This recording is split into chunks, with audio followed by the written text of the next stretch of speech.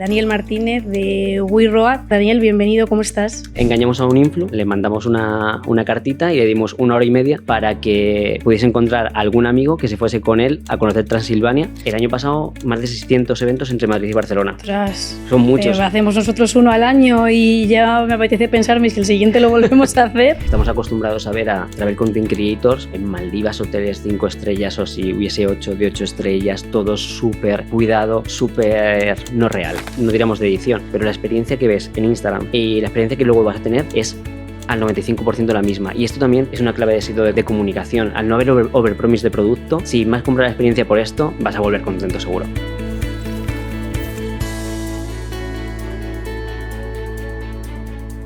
Hola, ¿qué tal? Bienvenida, bienvenido a Paradisers, el podcast del equipo de Marketing Paradise. Te habla Sheila Martín, Head of Social y Brand Manager en la agencia.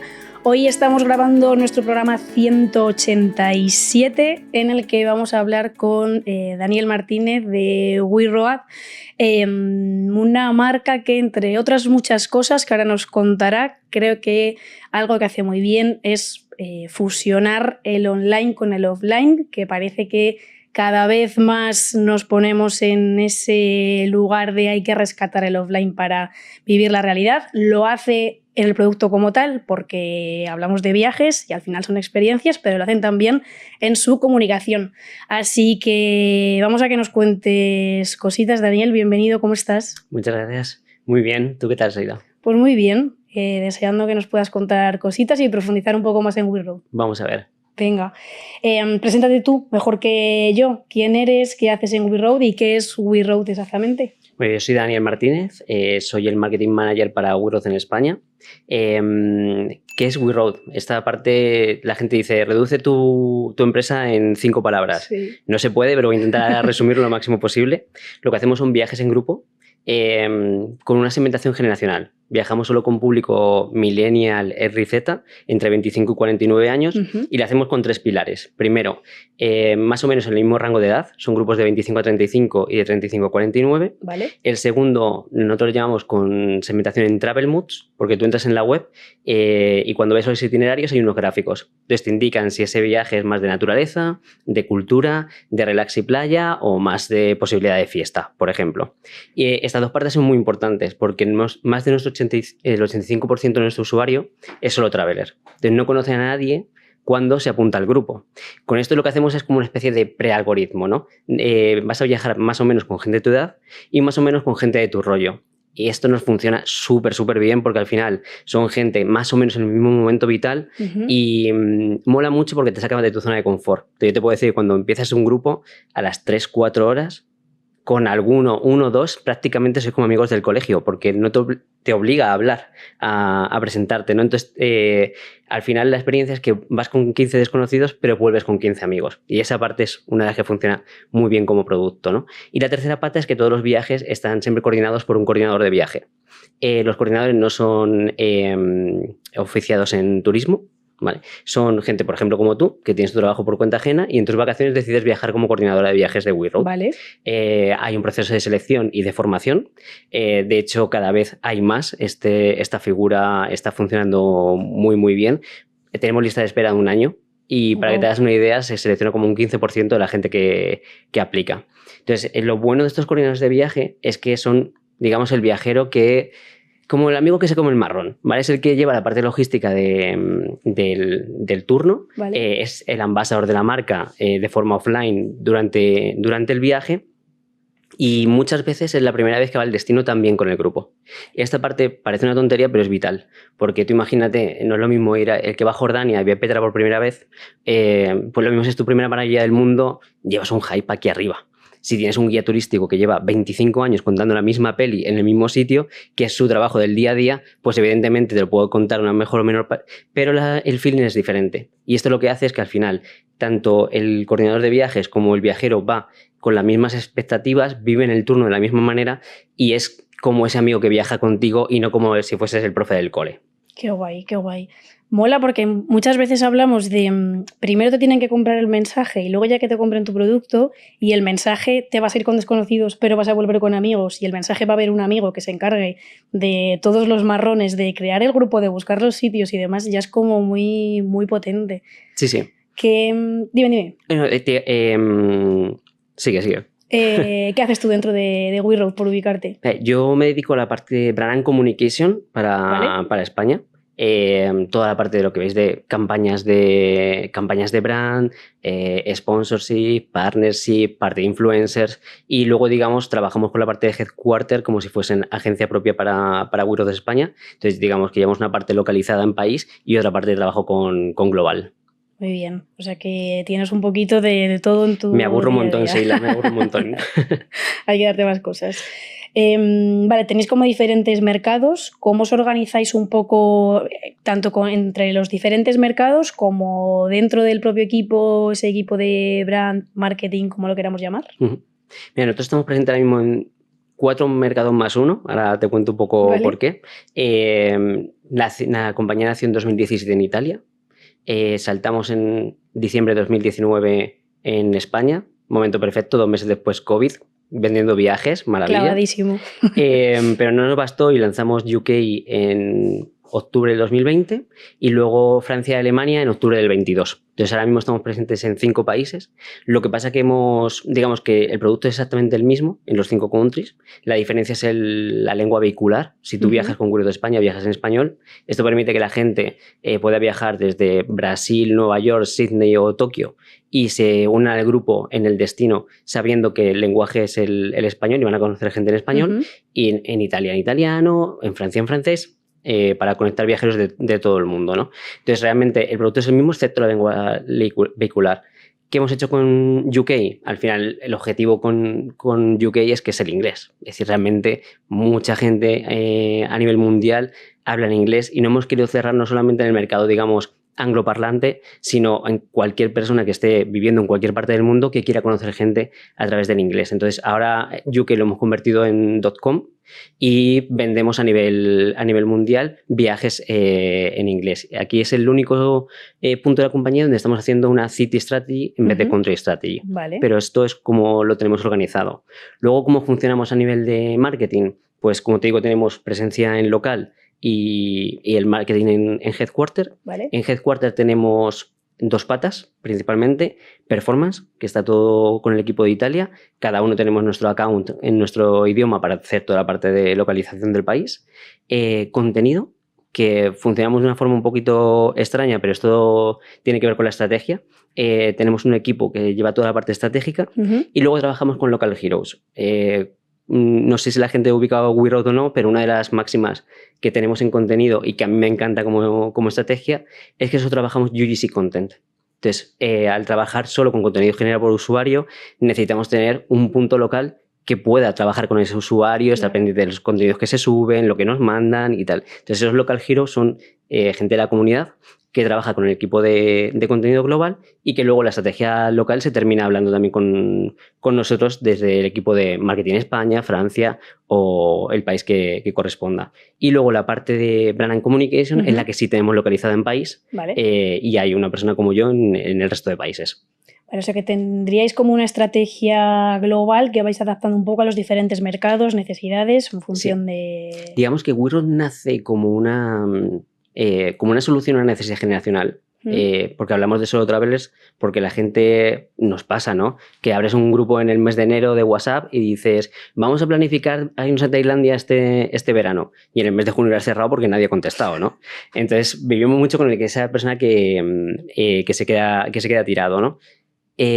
Claro, esta necesidad generacional realmente tiene sus cositas en cada país y cómo dirigirte en approach local a esa gente necesitas un poco pues la mano, la gente que esté pues, en ciudades como Madrid, Barcelona para España o en París para Francia.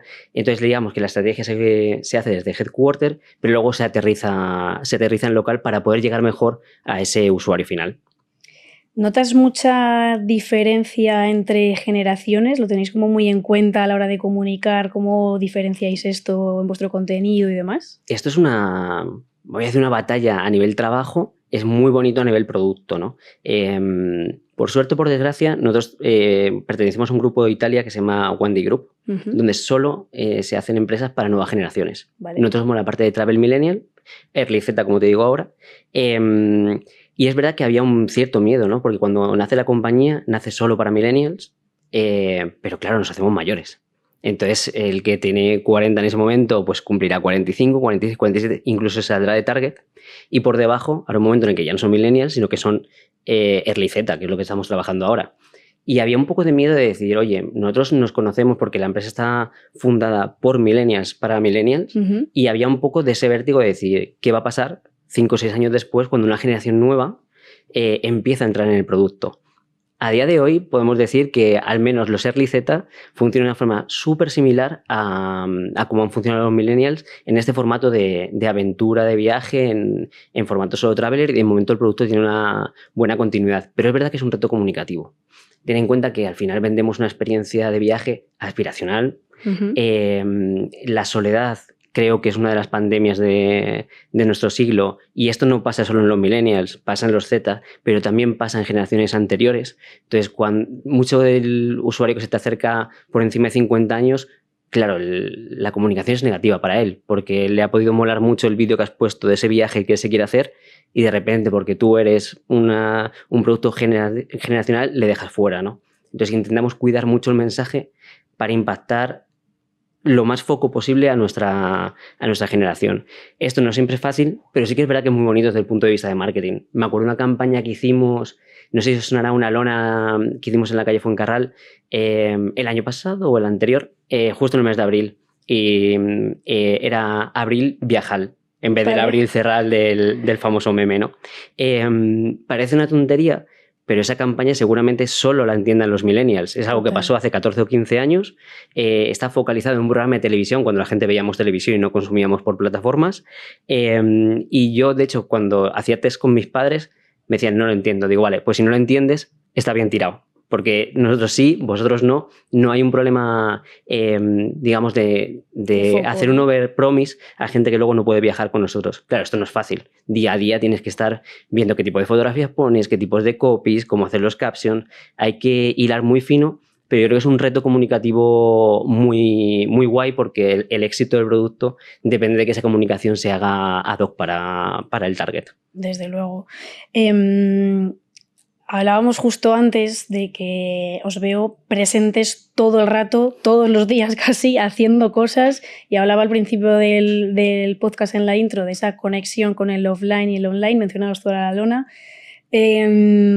Cuéntame todo, de cómo se organiza eso a nivel estratégico y planificación. ¿Qué pasa cuando se abre el año, si es que os planificáis anualmente? ¿Hay unos hitos ya marcados y en base a eso vais organizando? ¿Viene un poco sobre la marcha? ¿Qué pasa ahí? Este es otro reto. Yo creo que esto es una marca de challenge continuos. Es algo muy bonito. Hay que tener ritmo para aguantarlo. Pero es verdad que al final siempre hay una parte de estructuración, ¿no? Nosotros trabajamos en presupuesto anual. Enero, diciembre. Entonces, normalmente en el mes de septiembre puedes empezar a dibujar una estrategia, ¿no? También te decía un poquito antes que nosotros en principio trabajamos con un producto que tiene seasonality. La gente viaja muchísimo en verano, viaja mucho en Semana Santa, un poquito en Navidad y tal, como que hay picos marcados.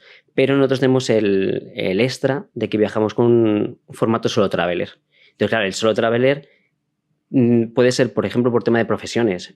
¿Cuántos médicos o el sector salud que tienen guardias súper raras no tienen vacaciones en febrero? Claro. O en enero? O a lo mejor la tienen en mayo, pero fuera de los puentes. ¿Sabes? Entonces, nuestro producto da respuesta a todas estas necesidades más allá de los picos de la temporada alta.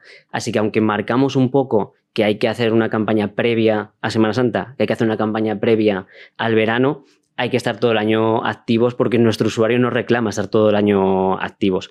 Por eso, nuevamente utilizamos una estrategia muy de last minute. en plan de, bueno, no somos Coca-Cola a nivel presupuestario, entonces tenemos que intentar ser muy creativos con la inversión de marketing para intentar estar en el candelero lo máximo posible, con campañas muy, muy específicas para que funcionen bien. Así que sí que llevamos una estructura, pero luego en el fondo somos muy startup y si la oportunidad sale aquí y tenemos 3 días para hacerlo, pues trabajo en equipo, pensar lo más rápido posible y ejecutar campañas que podamos hacer en 72 horas o en 48 incluso, ¿no? Uy, 72, 48 horas de deadline, me tiemblan las piernas un poco solo bueno, de pensar. Siempre intentamos tener un poco previsión, ¿no? Decir, oye, al final ya es el 8º año de la compañía, entonces es verdad que los mensajes de brand puros los tenemos muy marcados, vale. Incluso los tenemos, si hablamos de forma internacional, tenemos momentos que nosotros consideramos que hay que hacer solo campañas de brand y tenemos un mensaje claro, ¿no? Por ejemplo, lanzamos en España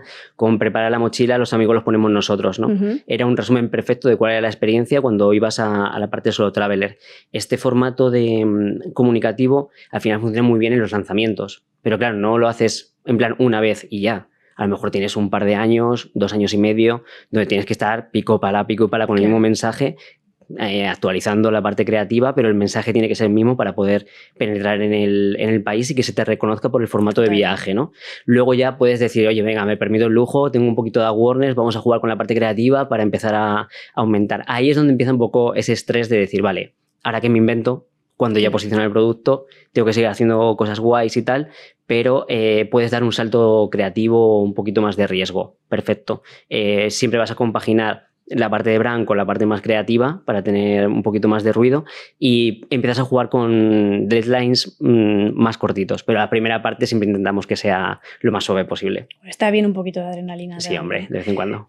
¿Os lo guisáis y os lo coméis todo dentro? ¿O tenéis partners con los que hacéis ese tipo de campañas? Casi todo. Aquí yo siempre digo que somos el enemigo de las agencias porque la cultura empresarial es trabajar in-house lo máximo posible. Vale. Al principio era por un hecho de decir, oye, producto de millennials para millennials, qué difícil es conseguir una agencia externa. Voy a hablar, por ejemplo, de la parte creativa, ¿no? Una agencia externa donde los accounts que te tocan sean target, estén en tu misma situación y puedan vender este producto como propio, ¿no? Porque cuando haces algo tan local, tan de nicho, tienes que tener ese sentimiento para poder ejecutar esa campaña. Entonces, esto lo que hizo es que el equipo creciese de forma in-house. Todo lo tenemos in-house, hasta el equipo de desarrollo, nosotros lo llamamos los monkeys, posiblemente sea el equipo más grande que tiene la compañía, porque cada desarrollo que hacemos lo hacemos in-house. Es verdad que luego todo tiende a evolucionar, creces, no es lo mismo cuando eran 10 personas en el arranque, que ahora que somos más de 200, y de vez en cuando necesitas cierta sangre exterior. Y ahora, por ejemplo, tenemos un acuerdo con Officer & Gentleman, que nos funcionan como agencia creativa para campañas puntuales. Entonces, pero siempre son más brainstorming. Luego la parte de ejecución de campaña, aterrizaje final y tal, solemos guisarlo en casa siempre. Muy bien, nos gusta estar en el barro, tenerlo manos manchadas total. Sí. Vale. Una de las cosas que ponéis en marcha en estas acciones, campañas especiales, es mucha cosa de off, de lona, del metro. ¿Cómo se mide que esto funciona? Si es que se puede medir de alguna forma. ¿Tenéis KPI para esto? Ahora es cuando cortamos y que mi CMO no escuche nada de esto. Hay KPIs. Sabéis que al final la parte de brand es muy difícil de medir. Sí. Cada vez son más las agencias que están saliendo. Ya llevo un par de años escuchando la medición del brand, pero qué difícil es luego la parte de conversión por el impacto, ¿no? Entonces nosotros creemos al final en el marketing mix 100%. Cuando estudiamos el recorrido que hace el usuario hasta que compra el producto, ha pasado por al menos 5 canales. Qué difícil es hacer la atribución solo al final y no tener en consideración los primeros puntos, ¿no? Entonces, bueno, intentamos medir pues tráfico web, conversiones a X semanas vistas. Es decir, nosotros tenemos más o menos un periodo de 20 días de conversión desde el primer impacto. Pues intentamos ver qué porcentaje podemos dedicar a la parte de brand cuando hay picos de conversión después de 3 semanas de campaña, por ejemplo, ¿no? Pero es muy complicado y más en un producto como el nuestro que tiene muchos touch points, ¿no? Pero sí intentamos medirlo para que tenga sentido que sigamos haciendo inversión. Y cogiéndote la parte del off, me voy a salir de la parte bueno, de una parte de marketing, pero creo que es importante. Tú decías que nos dedicamos a viajes que son experiencias, ¿no? Pero también lo hacemos con los solo travelers. Una parte que hacemos muchísimo, que yo creo que no se conoce tanto, pero para nosotros es vital, es la cantidad de eventos que hacemos al año. Hacemos un montón de eventos, no solo grandes de patrocinio, sino pequeñitos. El año pasado, más de 600 eventos entre Madrid y Barcelona. ¡Ostras! Son muchos. Hacemos nosotros uno al año y ya me apetece pensarme si el siguiente lo volvemos a hacer.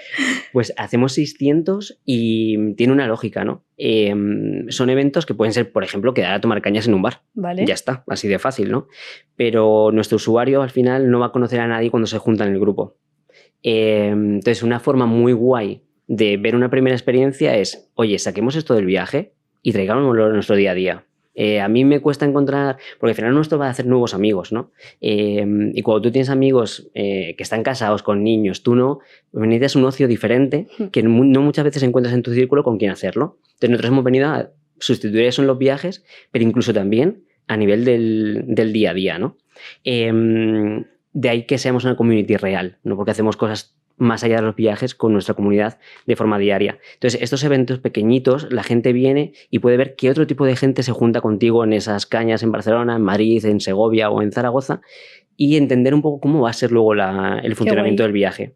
Entonces, claro, al hacer esta parte de eventos, la parte de off la tenemos clarísima. Es decir, tenemos que estar donde nuestro usuario esté, más allá del momento de consumo. Es decir, nosotros tenemos súper medido toda la parte de Meta y TikTok. Sabemos que es nuestro canal de conversión y que ahí tiene que estar la inversión más alta. Pero no podemos descuidar todo esto porque al final esa persona que va a un evento, que luego se viene a un hiking, que se me apunta a un festival de música, ¿qué tal? Al final, cuando piensa en vacaciones, va a pensar en nosotros también, ¿no? Claro, claro. Y eso lo tenemos muy claro. Las campañas de brand más grandes, pues como Metro o así, al final ayudan a posicionar ese mensaje, pero hasta el evento más pequeñito al final está pensado muy bien en la parte estratégica. Qué guay, me parece muy, muy guay como primer test porque al final, yo qué sé, puedes tener como muy interiorizado el voy a viajar solo o sola, pero hay ese punto de vértigo que el poder tener como primeros pasitos de unas cañas me parece como un punto perfecto para testear que... Y además que son cero comerciales, porque Claro. muchas veces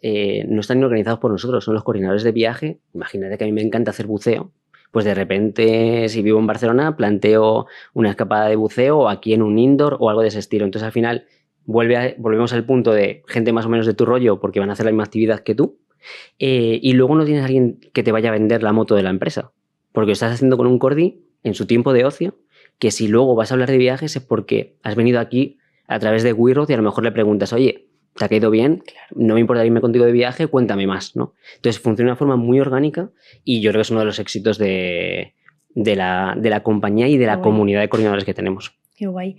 ¿Metéis para gestionar todo esto algún canal de comunidad privada, tipo un Telegram, un WhatsApp, en el que luego estéis activos o algo así? Me van a matar. Te tengo que hacer un spoiler.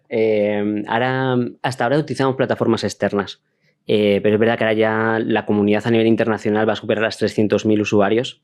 Entonces ha llegado un punto en el que, como te decía, que hacemos cosas in-house, vamos a pasar a tener una plataforma propia, vale. Casi seguro. Es decir, nosotros todo esto no lo monetizamos. El hecho de hacer eventos era por hacer comunidad, ¿no? Ahora el hecho que queremos es estructurarlo, ¿no?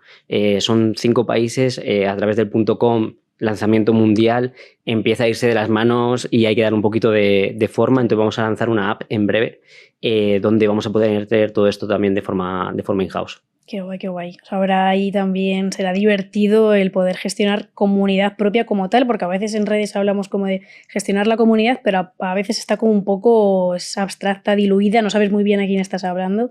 Me parece una forma muy guay de tener localizado exactamente a quién estás hablando, qué necesitas, sí. Y tener perfiles concretos. Y a mí es que me encanta ese punto de comunidad porque hasta que no entré en WeRoad nunca tuve un producto. Evidentemente hablamos de comunidad online, ¿no? Claro. Tengo mi comunidad de Instagram, tengo mi comunidad de tal. Pero claro, cuando las comunidades humanizas, empieza otra peli totalmente diferente, ¿no? Y yo no lo entendí hasta que no entré aquí y vi lo que había detrás del producto. Esa parte es muy guay y tiene un poder absoluto, porque a través de verlos en persona, si no conocen tu producto, vas a generar comunidad, pero si lo conocen, hay un feedback súper real. Claro. Y eso lo tomamos súper en serio. Todos los feedbacks que vienen después de los viajes se utilizan para mejorar el producto. Hay veces que dices, lo cuentas pero no lo haces. A lo mejor no lo ves hoy, pero en 2 meses eso se va a modificar, ¿no? Y la forma de mantener vivo el producto a nivel generacional también es ser rápido en dar respuestas Claro. tanto a la generación como a tu comunidad, ¿no? Y eso lo tomamos súper en serio. Por eso también toda la parte de ya no solo tenerlos en una aplicación, en un grupo de WhatsApp, lo que sea, los eventos al final es como la forma más real de saber quién está ahí, quién es tu potencial cliente, qué necesita, cómo se expresa. Sí, O sea que creo que por eso estamos como en un punto en el que parece que cada vez, bueno, sí, nos hemos digitalizado al máximo posible, cada vez más digital, pero a veces siento que falta un poquito más de forzarnos a vernos en persona, a crear eventos, a ir a ferias, a cosas de este estilo. Estamos retornando al offline. Sí, un poquito. Yo siempre digo que al final nuestro producto es digital puro. Somos un e-commerce que vende viajes. Pero si no fuese por el offline, no existiríamos ni como producto y seguramente tampoco como experiencia previa, como te estoy contando ahora. La comunicación sería diferente. Yo creo que estamos volviendo a los orígenes, ¿no? Nos hemos digitalizado tanto que casi nos hemos olvidado de nosotros mismos. Y cuando hablamos de esa soledad que estamos sufriendo es que nos la hemos creado nosotros solitos. Nos hemos puesto delante de una pantalla, nos hemos olvidado del mundo y se nos ha olvidado cómo socializábamos antes, ¿no? Entonces yo creo que ha habido pues muchos años en transformación digital. Tenemos que seguir en ello a nivel business, seguro, pero están triunfando estos retornos al offline y hacer vida el face-to-face que al final es muy agradecido. Desde luego, desde luego.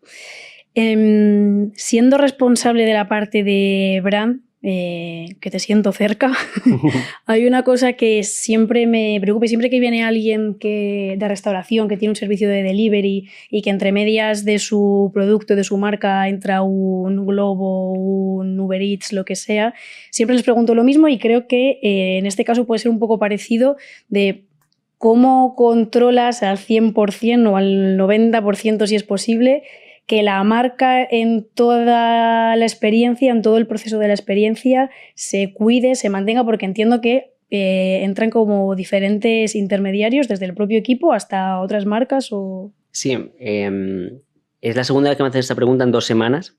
Por la parte de coordinadores, te voy a decir, el éxito es del equipo de Ambassador and Community. Nosotros tenemos un departamento específico en cada país y a nivel global, solo y exclusivamente para la captación de talento de coordinadores, su formación y su cuidado. El trabajo que hacen, de verdad, nosotros podremos correr en marketing, hay que ser súper creativo y tal, pero ese trabajo es posiblemente el pulmón de la compañía, porque de la parte de la adquisición de talento depende el éxito de los viajes después. Entonces estamos poniendo claro, el otro día cuando lo hablaba a nivel de comunidad me decían, claro, es que estás poniendo tu producto, tus revenues en manos de alguien que no está contratado por la empresa, ¿no? Entonces, si el equipo de Ambassador Community no lo hiciese tan bien como lo hace, que yo creo que podemos decir, yo diría que tenemos la mejor comunidad de viajes de España es por el equipo de Ambassador and Community, seguro, 100%. Qué guay. Relacionado con esto y con algo que comentabas tú antes de, no sé si el grueso o la totalidad del contenido en redes sociales, por ejemplo, es de todo generado por usuarios, ¿cómo controláis esto? Si tenéis alguna mecánica específica para promoverlo, si va con el pack del viaje. De origen lo que pasó es que al final todos los viajes son súper instagrameables, ¿no? Entonces la gente de por sí publica contenido. La parte difícil está en poderlo hacer tú como marca a través de un contenido externo, ¿no? Entonces sí que tenemos diferentes touchpoints donde intentamos captar ese contenido. Primero los coordinadores al final nos hacen de content creators en los viajes. Tienen que decidir si quieren hacerlo o no. Evidentemente a nadie se le fuerza a hacer ese contenido, pero lo que lo hacen al final lo hacen muy, muy bien.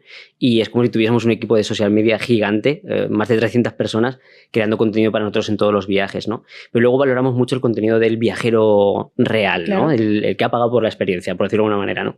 Y a la vuelta del viaje igual que se les manda una encuesta de satisfacción donde se le hacen un montón de preguntas para ver la valoración del producto, se le da la oportunidad en plan de, oye, has ido, lo has pasado bien, seguro que has hecho fotos, has hecho vídeos, si quieres, puedes compartirlo con nosotros aquí, ¿no? Siempre se les dice pues para qué se va a utilizar y para qué no ese tipo de contenidos, que normalmente suelen ser contenidos digitales.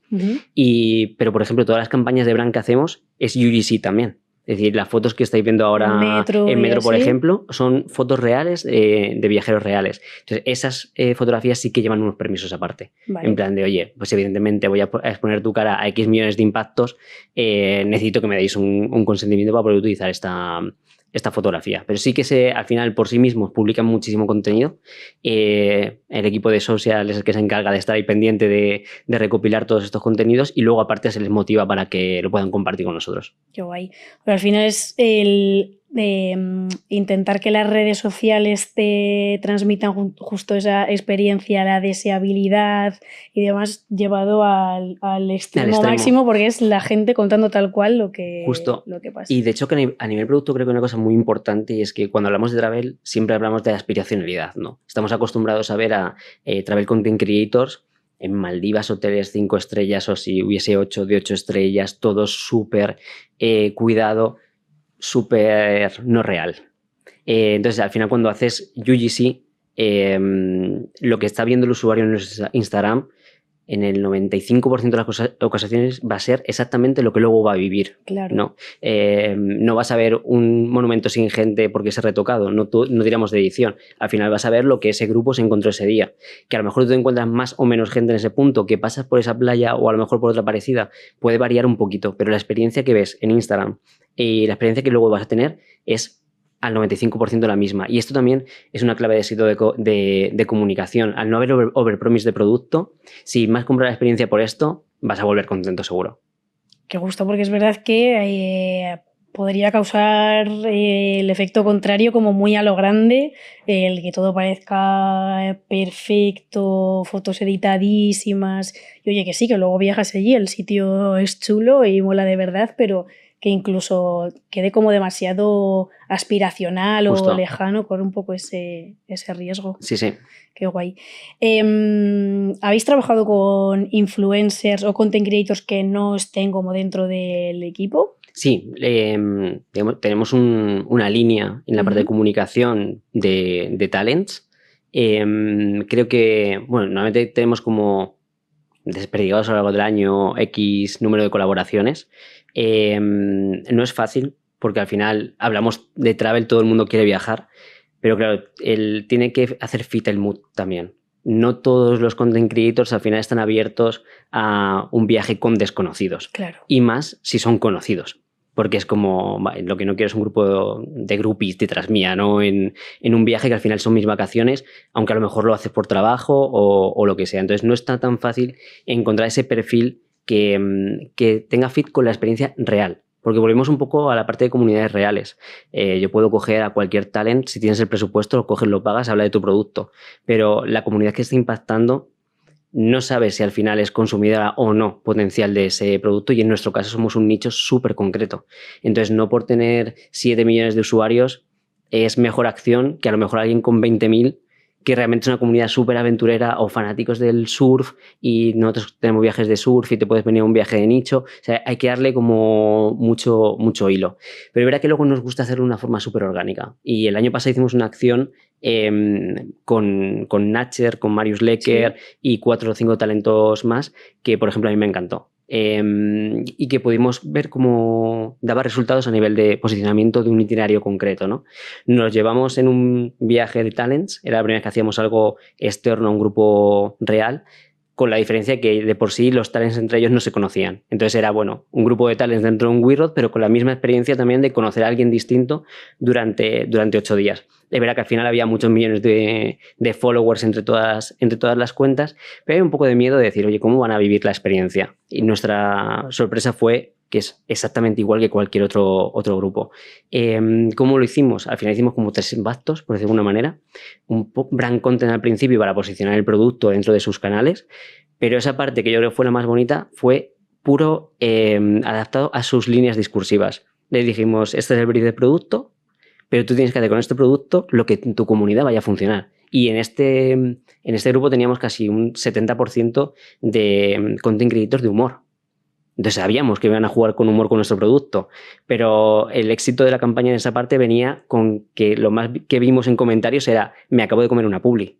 Vale, pero si te has comido una publi, es que al final lo que te han contado te interesaba, te has sentido identificado y luego aparte hemos posicionado el producto. Así que esa parte, pues digamos, súper bien, ¿no? Y luego cuando hicieron el viaje, ellos fueron a Sri Lanka. Sri Lanka estaba más o menos entre el top 5 o 10 de lo que nosotros vendíamos a nivel anual, y durante 8 meses después de su experiencia estuvo en número 1, sin bajar. Entonces, evidentemente no va a ser solo por la acción de Influx. Hay muchas cosas alrededor, equipo de ventas, producto, un montón de cosas, pero al final si alineas una estrategia de content creators, seleccionas los perfiles cuidándolo mucho y lo haces en un momento concreto del año a nivel de temporada, pues puede dar resultados súper positivos. Sí, o sea, el KPI, me he comido una publi o sabía que era una publi y aún así me quedé, para poder medir que el contenido que ha generado el influencer, el content creator es guay, me parece fundamental, y creo que pasa justamente cuando les dejas hacer y no los ves como un actor que tiene que seguir este guión, que a veces creo que entorpece un poco el trabajo. Pasa un poco como con las comunidades, cuando te dicen ¿cómo las controlas? Pues es que no se pueden controlar. Puedes darle, tanto en el caso de los talents como en el caso de las comunidades, puedes darles unos valores. Y los valores van a ser el límite de lo que tú puedes o no puedes hacer. Pues evidentemente puedes jugar con la figura del solo otra vez de que me han dejado tirado mis amigos. Hazlo con un punto de mano izquierda, evidentemente. Porque al final, pero si el talent más o menos puede vivir ese momento vital al mismo tiempo, lo va a interiorizar muy bien. Y si hablan de tu producto desde el yo, sin necesidad de un guión, es cuando las cosas funcionan perfectas. Ya ves. ¿Cuál de todas estas campañas, activaciones que habéis hecho en el tiempo que llevas tú en We Road es la que más dices, con esta hicimos pleno, o a la que guardas un especial cariño? No, es súper reciente. Es verdad que todas de una manera u otra han ayudado a incrementar el awareness, posicionamiento de la marca y tal, y hemos visto que paso a paso por cada campaña la acogida era mejor. Pero creo que con la campaña de este mes de enero de los puentes, ahí hicimos, no sé si techo, espero que no, pero sí que hicimos un boom súper interesante. Fue una campaña de brand, pero sin hablar de producto. Simplemente era un color block negro donde poníamos la lista de puentes del año 2025 y lo hicimos justo a la vuelta de Navidades, cuando todo el mundo está en su resaca vacacional de volver a empezar, encima motivación de gimnasio que no vas a ir, dieta que no vas a hacer, bla, bla, bla. Es como, vale, pues la única forma de poner de verdad un punto y aparte a este momento es decir, voy a pensar en mi próximo viaje y funciona de otra manera el resto del año, ¿no? Y es verdad que esto lo pensamos de forma in-house porque es como nosotros mismos lo hacemos. Es decir, según llega el año y te dan el nuevo bloque de vacaciones, es como, ¿dónde me voy a ir? Pues igual que lo hacemos nosotros, lo tiene que estar haciendo la gente en sus casas, ¿no? Y ya te digo, era una luna súper sencilla y posiblemente sea lo más capturado, las redes sociales más guardadas, lo que más ha compartido con fotos mencionando a otra gente porque lo veían en metro y tal, con diferencia de todas las campañas que hemos hecho. Es como ese marketing útil, ¿no? De, vale, sí, está firmado por We Road, pero le puede valer a cualquiera. Y hay un montón de gente que no se comunicó con nosotros a través de la campaña, así que yo creo que es la que más éxito ha tenido seguro. Qué bueno ese momento de encontrar el insight concreto, trasladarlo de la forma más sencilla posible, que a veces nos enredamos en querer adornar la idea y en hacerlo con 1000 fuegos artificiales y demás, y además dejando el producto a un lado, que no siempre se está a favor de quedarte un poco ahí. Al final es un riesgo, ¿no? Haces una inversión, no estás poniendo tu producto, no pones tu URL, no... Pero cuando hablamos de la trazabilidad, ¿no? Y de qué KPIs tiene la campaña, pues evidentemente no estás diciendo, oye, cómprame. Estás haciendo algo totalmente distinto. Entonces siempre hablamos como güeros de tener a la gente al centro. Y la forma de tener a la gente al centro, al final, son con acciones como estas. Sé en qué momento mental estás en este momento, toma esta pildorita y al final la forma de escapada de ese puente espero que la hagas conmigo, ¿no? Total, sí. O sea, a veces O sea, evidentemente hay que medir un poco todo lo que hacemos y entender que estamos yendo por el buen camino y demás, pero a veces siento que incluso el querer medir todo, el ponerle KPI a todo, nos encorseta un poco y al final es eso, hay 1000 canales, diferentes caminos por los que llegar a un mismo punto, la trazabilidad es cada vez más complicada. Igual creo que estamos en un punto en el que tiene más sentido hacer y luego mirar atrás e intentar ver cómo ha funcionado el conjunto. Al final yo creo que el equilibrio, ¿no? Hacer marketing de brand puro por entretener, si no hay retorno, eso tiene un recorrido, o tiene mucho pulmón la compañía, o si no es muy difícil de mantener, ¿no? Yo creo que la idea es, oye, si tienes al final ese CMO que te da la libertad de decir, dame resultados, pero de vez en cuando puedes pegarte un capricho, al final suele ser porque esos caprichos han traído resultados. Claro. Entonces, si al final del año consigues los KPIs que tienes marcados a nivel de marketing, yo creo que al final el marketing creativo, un poco pues hacer campañas de brand no siempre súper perfiladas a tráfico, cosas de ese estilo, terminan teniendo resultados también. 100%. O sea, al final es que marca y marketing trabajen juntos como parte de una misma cosa. Y que sí, las acciones como más de brand, de awareness, igual es como lo que te mantiene un poco más a medio o largo plazo, pero tienen que estar esos puntos como más de performance. Vosotros tenéis, o sea, trabajáis en el día a día como muy en conjunto la parte de marketing puro CMO y tú más brand o communication, ¿no? Es diario. De hecho, te diría que es cross-departamental 100%, porque trabajamos muy pegados al equipo de sales. Al final, la única forma de ver la conversión real de las campañas se convierte en más viajeros en los turnos. Tenemos al final un montón de KPIs a lo largo del año que no, a lo mejor no son del día a día, de decir, lo que vea hoy, mañana tiene que estar cambiando, pero sí que te obliga a trabajar en 3 líneas, ¿no? Digamos, tanto los departamentos propios de marketing para ir mejorando de forma interna, como con departamentos paralelos como, por ejemplo, Ambassador and Community o el departamento de Sales y Customer Care. Al final son los 4 departamentos que fundamentan la empresa, pero es que estamos trabajando día a día pegados 100%. Claro. Teniendo tanta fiesta de acciones y tener la creatividad ahí burbujeando todo el día, ¿cuáles son un poco tus referencias a la hora de consumir contenido? Si tienes como un proceso creativo claro o es un poco como... Es verdad que guardo mucho en Instagram. Nosotros, por ejemplo, a la hora de hacer contenido, aunque no es algo 100% de brand, al final hacemos una línea muy fuerte en partnership y en acciones co-branded. Creo que si algo nos caracteriza es la flexibilidad del producto y la comunicación que tenemos para hacer cosas con otras marcas. Entonces me fijo mucho evidentemente consumo mucho anuncio, pero me fijo mucho de trabajo de content creators y otras marcas para ver cómo te comes esa publi, ¿no? Es decir, si veo un formato en el que digo, esto me lo acabo de comer, es como, hay que hacerlo, ¿eh? No es una cuestión de copy-paste, ¿no? Pero esas inspiraciones al final te llevan a mejorar también tu proceso interno creativo. Y es verdad que al final consumimos contenido tan rápido que es tan difícil, porque lo que has guardado hoy dentro de 3 días está viejo y ya te has descolgado. Nosotros intentamos hacer, por ejemplo, mucho marketing en real time. Es muy difícil, porque si no has contestado en 3 o 4 horas, lo mismo si contestas en 8, fíjate, estamos hablando de horas, ya no merece la pena.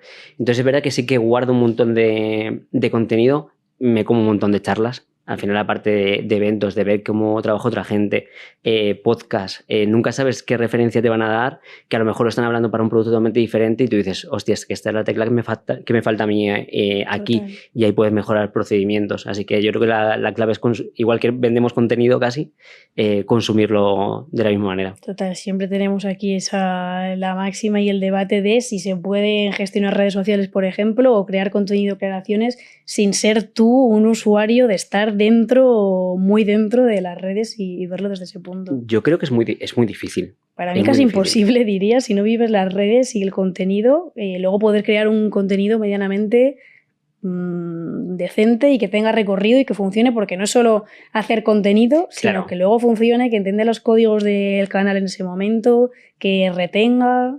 Es que estás dando las claves, ¿no? Porque yo creo que al final hacer una foto bonita o el concepto de bonito que tenga cada uno para publicar bien, lo puede hacer cualquiera. Hacer un vídeo lo puede hacer cualquiera y subirlo, pero es que tiene que funcionar.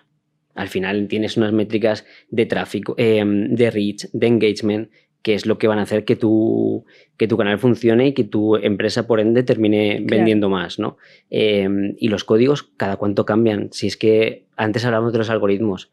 Todos los días están cambiando algoritmos, todos los días están cambiando cosas, y si no estás viviéndolo, o es muy difícil hacer algo que realmente tenga un resultado a nivel números, que es lo que terminamos buscando. Totalmente, totalmente. Has mencionado hace nada las acciones co-branding. Cuéntame un poco sobre eso, cómo surgen, qué filtro hacéis para trabajar con otra marca, que no sé si puede tener alguna similitud a trabajar con content creators o es otro mundo totalmente diferente, y un poco el recorrido, resultados que tenéis con eso. Pues hacemos un montón. Te voy a hablar de dos que tenemos ahora, porque pueden ser de dos maneras y creo que estos ejemplos lo van a ubicar, ¿no? Vale. Nosotros al final tenemos muy claro que nuestro producto necesita añadidos. El paquete de Wiro es un paquete que solo lleva el viaje en terrestre, en el país de destino. Por lo tanto, por ejemplo, los vuelos no están incluidos en los paquetes. Claro, esto que te abre una oportunidad de partnership súper clara, ¿no? Es decir, aerolíneas es un amigo perfecto de nuestro producto. Entonces, estos partnerships pueden ser como los que tenemos, por ejemplo, con Iberia, con Air Europa, Air France, donde pues damos descuentos a nuestros usuarios una vez que han comprado un viaje, tienen un área personal y ahí tienen una serie de benefits que pueden tener por ser de la comunidad a través de los partners, ¿no? Pero hay veces que tenemos oportunidades de marcas que se arriesgan a hacer algo distinto. Ahora, hace 2 semanas hicimos un acuerdo con Bolt con la excusa comunicativa de los transfers al aeropuerto. Excusa comunicativa, pero una realidad como un templo para nuestro usuario, ¿no? Que al final muchas veces tienes un vuelo súper temprano o tienes no sé cuántas escalas y tal y necesitas de ese transfer, ¿no? Entonces podíamos haber comunicado un descuento al uso, pero bueno, decidimos hacer algo un poco más guay. Engañamos a un influ, le mandamos una cartita y le dimos 1 hora y media para que pudiese encontrar algún amigo que se fuese con él a conocer Transilvania, porque en 1 hora y media le iba a recoger un Bolt en su casa para llevar al aeropuerto. 1 hora y media, haces la mochila y te vas. Fue el viaje sorpresa, le añadimos en un grupo de Wiro que se iba a conocer Transilvania durante el fin de semana, y a través de esta acción luego hemos sacado un sorteo que todavía lo tenemos activo ahora mismo. Tenemos unos cuantos, bastantes coches brandeados con Wiro Team Bolt en la ciudad de Madrid. Entonces, si cazas el Bolt por la calle, le haces una foto, la subes a Instagram, mencionas a las 2 marcas y tenemos un sorteo de dinero en viajes con Wiro y dinero para canjear en Bolt. Son acciones que al final el objetivo es el mismo, es dar un beneficio al usuario, hacer un cross discount, y es algo que podemos hacer y que tenemos con muchas marcas, pero cómo lo comunicas al final es un poco la clave, ¿no? Dar un storytelling al usuario, por qué tenemos ese fit al final con Bolt, pues un poco targets, valores de compañía, cómo hacemos comunicación, te permite poder jugar de una manera muy parecida con las 2 marcas y que tenga recorrido, ¿no? Entonces, por un lado tenemos estos, digamos, travel partners que complementan nuestro producto, pero es verdad que tiene que haber un fit en target, por supuesto, y luego en valores. Nosotros trabajamos con un tone of voice, es guerrillero, un poquito descarado, tal. Entonces, si haces algo con una corporate absoluta, pues no se puede comunicar de la misma manera, ¿no? Evidentemente va a ser algo que pueda beneficiar al usuario, pero no te permite ese juego comunicativo. Y luego, por otro lado, tenemos proyectos especiales.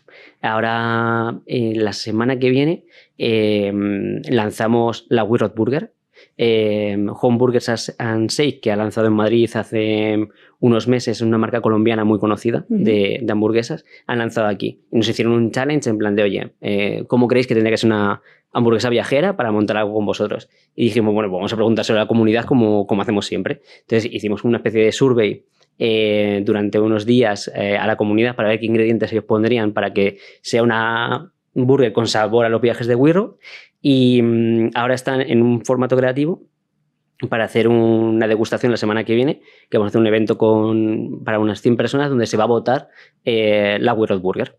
Va a estar disponible como dentro del menú durante 2 meses. Entonces, si pruebas la Wii Road Burger, puedes entrar en un sorteo de un viaje con Wii Road a donde te dé la gana. Este tipo de acciones al final molan, ¿no? ¿Qué tiene en común una burger con Wii Road? Pues al final la gastronomía. Una de las cosas que une a nuestros usuarios en viajes es, oye, me voy a Tailandia y quiere probar lo auténtico de Tailandia, ¿no? Te vas a Japón, pues vas a comer de street, de puestos de callejeros 100%, porque al final como que te llevas el sabor real de aquí. La idea con la burger era un poco, venga, llevémonos esa esencia, ¿no?, viajera a un proceso, pero démoslo a la comunidad, que al final es lo que están acostumbrados, ¿no? Es mi producto, pero haz lo tuyo. Entonces, este tipo de proyectos al final nos molan mucho. Ya sean algo más de brand de Wii Road, como puede ser la burger, algo más de producto, acciones, por ejemplo, de pin codes. Hay muchas marcas que buscan un travel partner y dicen, joder, pero quiero posicionar mi producto en tu target de edad, pues oye, metemos la parte de producto como pin codes. Hay un montón de acciones que tenemos abiertas ahí. La verdad que yo me lo paso súper bien, porque no hay nada como dejar tu producto un poquito en otras manos para ver cómo funciona esa elasticidad, ¿no? Y suelen ser procesos creativos muy guays. Claro, es guay porque, o sea, vendéis viajes, pero alrededor de los viajes es lo que dice, hay muchos más territorios asociados, hay gastronomía, hay música, hay arte, que os permite también jugar con eso, tanto en acciones co-branding como en cualquier tipo de decisión que podáis tomar. En mundo de deportes, por ejemplo, somos partners de una carrera que se llama Survivor Race, que es una especie de Spartan Race, ¿no? Una carrera de obstáculos, y tenemos incluso un equipo dentro año tras año, porque al final tú cuando a estas cosas también te apuntas solo. Carreras de obstáculos, pues si te gusta y tú entrenas en el gimnasio, no tienes por qué hacerlo con gente, ¿no? Puedes hacerlo solo, pues igual que vas a una carrera, estás solo, te puedes apuntar a un viaje solo, ¿no? O la parte de un deporte más de riesgo, o yo qué sé, te gusta el pádel. Hay un montón de aplicaciones funcionando súper bien, porque lo que hacen es conectar a personas que les gusta ese deporte y crean comunidades por un nicho, ¿no? Y nosotros incluso estamos evolucionando el producto hacia allí, ¿no? Ahora estamos teniendo los primeros viajes verticales, viajes de surf, viajes de buceo, viajes de trekking. Son al final una forma de hacer el nicho del nicho, ¿no? Ya no solo vamos a la parte generacional, sino también la parte de producto en sí. Qué guay. Mola porque tienen lo que para mí creo que es importante de las acciones co-branding, que son 2 cosas sobre todo. Uno, que no sea forzado el con quién colabores y que tenga ese insight común y tenga sentido lo que hacéis. Y luego también que la acción tenga recorrido más allá de la propia idea de hacer una hamburguesa conjunta o lo que sea, sino que implicas a la comunidad, luego haces un evento, luego tienes un sorteo, que buscas como darle el máximo recorrido posible. Sí, al final el 360, ¿no? Si haces una acción, intenta que tenga el recorrido máximo posible para que tenga ruido, ¿no? Si al final hago algo y es un one shot, pues un montón de esfuerzo para un one shot no tiene mucha gracia, ¿no? Pero si lo puedes dar continuación en el tiempo, primero es porque tu usuario va a poder interactuar con la otra marca y lo tienes súper claro, de oye, vamos a hacer algo a 2 meses vista. Eso es porque tiene que haber un buen feeling. Y también yo creo que es una forma de que las marcas se animen a hacer cosas de este estilo, porque si tienes que dedicar un montón de recursos para un solo día, es mucho más difícil de hacerlo en continuidad. Es 100% el punto de vista de optimizar recursos, que creo que a veces es el miedo que justamente tienen las marcas. Me voy a dejar un pastizal para esta acción co-branding, vale. Pero es que de esta acción te puede salir contenido para 2 meses, puedes conseguir gente nueva a través de sorteos, la acción que sea. Entonces me parece como muy buen punto. A mí me gusta. Qué guay.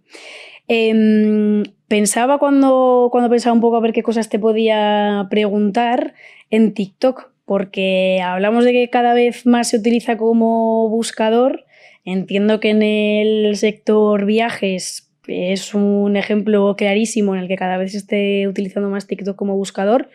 ¿Lo habéis notado en los últimos 2 años, una cosa así? ¿Hacéis algo especial para esas keywords concretas que pueden estar asociadas a los viajes? Sí que es verdad que TikTok sigue siendo un poco nuestra asignatura pendiente, ¿vale? Porque nos funciona bien, pero no como nos funciona Instagram. Tenemos ahí reto pendiente, pero bueno, siempre hay que tener retos para poder sobrevivir al día a día. Pero sí es verdad que hacemos un trabajo casi de SEO, ¿no? En TikTok ya desde hace meses para acá. Porque sí que creemos que va a ser, bueno, ya es el Google de las nuevas generaciones. Total. Hay gente que hace todo el consumo de Internet a través de TikTok y tenemos que estar preparados para que eso nos dé resultados en este mismo año seguramente. Así que sí que es verdad que hemos empezado a ser un poco más técnicos en la estrategia de TikTok, pero nos queda todavía un trabajito por ahí que nos gustaría mejorar a nivel de engagement. Qué bien, pues a ver si volvemos a hablar y me cuentas a ver a qué habéis llegado, que vamos todos todavía un poco ahí testeando a ver hasta dónde. Sí, la red social que al final yo creo que te da un montón de guerra. Hay content creators que han encontrado el nicho. Yo creo que también es distinto cuando eres persona a cuando eres marca. Sí. TikTok para marcas yo creo que está... Hay gente que lo hace muy bien. Me encanta el contenido de Vueling, por ejemplo. O Ryanair. Han conseguido una tecla del canal que lo hacen súper guay y donde puedes coger referencias, pero es como qué difícil es estar ahí. No hay tantas marcas que digas lo hacen top en TikTok también. Es más complicado también a nivel recursos. Vosotros tenéis como mucho UGC, que por ahí igual se podría salvar, pero es verdad que marcas a las que les cuesta encontrar recursos como para hacer vídeo, bueno, en Instagram igual todavía te puedes ir salvando, pero TikTok es como más complicado también poder entrar ahí. Vale, voy con preguntas como para ir cerrando. Venga. Si te diesen el doble de presupuesto que puede tener ahora mismo We Road, ¿qué cosas harías en este año? Creo que me quedo con ganas este año de hacer un poquito más de guerra en la parte de música. ¿Vale? Es verdad que los festivales están súper de moda desde hace 5 o 6 años para acá. Se ha encarecido un montón, pero es un territorio que me encanta. Este año vamos a hacer menos, no están esos presupuestos, pero me encantaría poder desarrollar una estrategia continuada en festivales, por ejemplo. Vale, y si pasase lo contrario, que hubiese la mitad del presupuesto que hay ahora mismo, ¿de qué cosas prescindirías primero? Pues seguramente lo enfocaría muchísimo a eventos. Vale. Nosotros al final creo que tenemos muy claro que el nicho de eventos es un nicho que nos repercute. Claro, yo creo que cuando te quitan presupuesto tienes que ser súper práctico. Es decir, dónde vendes es donde vas a poner los huevos, ¿no? y sería la parte de eventos la que mantendría. Entonces, bueno, pues intentaremos hacer off de otra manera. O jugar una estrategia más agresiva o aprovechar oportunidades, pero sobre todo mantendría la inversión en la parte de eventos. Me gusta porque hoy de las 2 entrevistas que hemos hecho, no sé cuál saldrá antes, la otra era con Marielle de Mina, hablaba también de justamente de esta parte de los eventos que hemos mencionado también antes, de la importancia del poder mantenerlo, testearlo, y creo que sale como una conclusión bastante redonda justo de las 2 entrevistas que hemos hecho hoy respecto a los eventos, a la presencialidad. Yo creo que al final es guay cuando ves que otras marcas también hacen lo mismo, ¿no? Porque es lo que decimos, si estamos volviendo al offline, no solamente para hacer public offline, que ya se hacía antes, ¿no? Sino que yo creo para la parte humana. Total. Entonces, lo nuestro va de conexiones y si tenemos que mantener algo, mantengamos las conexiones, que es lo que hemos venido a hacer con el propósito del producto. Y yo creo que otros sectores que hagan lo mismo es que algo hay ahí que yo creo que tampoco hablamos tanto, porque normalmente cuando hablamos de estrategia siempre vemos influencer, contenido, este tipo de cosas, y no todo el mundo habla de la presencialidad y de los eventos, y yo creo que es un nicho que se puede explotar mucho. Sí. O sea, al final la relación que puedes construir con la comunidad física, de ver cómo se expresa alguien, cómo viste, qué habla, cuáles son sus chascarrillos, sus coletillas, en redes o en una reseña de Google es mucho más complicado poder percibirlo de verdad. 100%. A nosotros nos pasa incluso con reuniones con clientes. No es lo mismo cuando has tenido como toda la relación por videollamada que el día que os veis presencial. La relación que se construye ahí y el poder entender bien un poco la forma de ser de cada uno se agradece un montón. Además creo que es donde eres tú mismo, 100%, ¿no? Un poco lo que hablamos en los viajes, que después de 3 horas, pues la careta la puedes tener un tiempo, pero no la puedes mantener indefinidamente. Al final la frialdad que supone una pantalla o que supone un correo no te deja conocer un poco a la otra persona. Y hay veces que la chispa de cuando funcionan las relaciones laborales vienen también por aquí, ¿no? Es decir, joder, lo mismo ha sido, llevamos 3 horas de reunión, hemos parado para el café y ahí es donde salió la idea de la que después vas a trabajar, porque has bajado las defensas, como digo yo, y ha salido la realidad de lo que puede haber detrás y a través de ahí puede funcionar. Entonces, yo la verdad es que soy animal social y esa parte de conocer, hablar, poder personalizar, ¿no? Mucho más me parece que es esencial. Veremos a ver si se animan más marcas en 2025 al evento y al presencial. Y si no, en Cobranded, que siempre da menos miedo. También. Cerramos con retos de We Road desde la parte de brand y comunicación para lo que queda de 2025. ¿Qué dirías que os queda por hacer o qué palancas te centrarías para lo que queda de año? Yo creo que al final el reto es cerrar un año más como líderes en posicionamiento del viaje en grupo. Creo que cuando nosotros entramos en el año 20 en el mercado, que no estaba este auge del viaje en grupo de aventura que hay ahora, ¿no? O el grupo con desconocidos, que ahora está muy asimilado. Cuando nosotros lanzamos teníamos que posicionar en un país como España, que hacemos todo con gente, que viajar en formato solo traveler era una opción dentro del mercado, ¿no?